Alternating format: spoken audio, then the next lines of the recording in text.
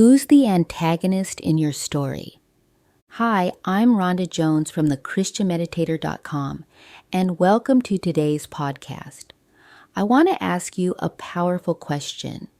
Who's the antagonist in your life story? You know, that person, situation, or even mindset that always seems to push your buttons, challenge your peace, or test your faith. Today, we're going to explore why those antagonists might not be working against you, but could actually be working for your spiritual growth. In this episode titled, Who's the Antagonist in Your Life Story? We'll uncover the divine purpose behind opposition and the hidden gift in every trial.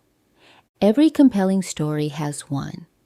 That person, force, or situation that seems to stand in direct opposition to the hero's journey. They stir up conflict, create obstacles, and challenge every forward step. In literature and film, we call this character the antagonist. But have you ever paused to consider who is the antagonist in your story? From a biblical perspective, the antagonist has been present from the very beginning. In the greatest story ever told, the Bible, the enemy of God, Satan, appears right in the garden. He deceives Eve into questioning God's truth and entices her to eat from the tree of the knowledge of good and evil. This wasn't just an act of rebellion. It introduced into the world a contrast, good versus evil, light versus darkness, obedience versus disobedience. Yet even the devil, as cunning and destructive as he is, was allowed into the story. Why? Because without contrast, there can be no choice. Without resistance, there's no strength. Without trials, there's no refining. Free will requires a backdrop of options, and often those options come with tension and struggle. We don't like to suffer, but suffering, hardship, and opposition often serve a greater purpose. The Bible shows us many times where God allows adversity to deepen faith and develop character. Job, for instance, was tested severely, but his endurance brought about a greater understanding of God. Paul spoke of a thorn in the flesh, something that kept him humble and fully dependent on God's grace. Even Jesus, perfect in every way, learned obedience through what he suffered. So what does this mean for us? It means the antagonists in our lives, the difficult boss, the challenging spouse, the rejection, the betrayal, the sickness, the financial struggle, may all be serving a divine purpose, not to destroy us, but to shape us, not to break us, but to make us whole.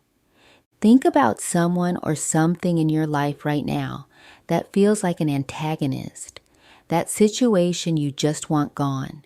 That person who seems to get under your skin. Could it be that their presence is refining your character? Could they be God's tool to bring your attention to wounds that need healing, habits that need breaking, or beliefs that need challenging? Often it's the antagonist that brings the hero to life. It's the opposition that pulls out hidden strength, uncovers buried resilience, and awakens untapped potential. That hard relationship may be teaching you boundaries and self-worth. That season of lack may be cultivating gratitude and trust. That betrayal may be leading you into deeper intimacy with God. God is not trying to crush you with these antagonists. He's using them to bring your inconsistencies and weaknesses to the surface, not to shame you, but to heal you, to make you more like Christ. The truth is, every story that includes an antagonist also includes a solution, a breakthrough, a moment of victory. God has promised to never let us be tempted beyond what we can bear, and He always provides a way of escape. But sometimes that escape isn't in leaving, it's in learning. It's in going through the fire and coming out as gold. So, Who's the antagonist in your story? Instead of seeing them or it as the enemy of your peace, maybe it's time to look again. Maybe that very thing is the stepping stone to your spiritual maturity, the key to unlocking your next level of faith, strength, and divine purpose. Below are 5 journal prompts to help you reflect more on this topic and how the antagonist in your life may be a blessing in disguise. 1. Who or what currently feels like an antagonist in my life? What emotions arise when I think about them? 2. How might this person or situation be helping me to grow, mature, or draw closer to God? 3. What unhealed areas or patterns has this antagonist brought to the surface of my awareness? 4. In what ways have I changed or been refined through adversity in the past?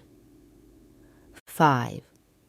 What truth or promise from God can I anchor myself to when facing my current antagonist? If you enjoyed this podcast, please give it a like and share. Also, please take a few minutes and share in the comments your current antagonist and any ways they or it is helping to refine you. If you're interested in deepening your Christian meditation practice or a step-by-step process in creating a daily transformative, biblically based morning routine, please visit thechristianmeditator.com or see the links in the description. Have a blessed day.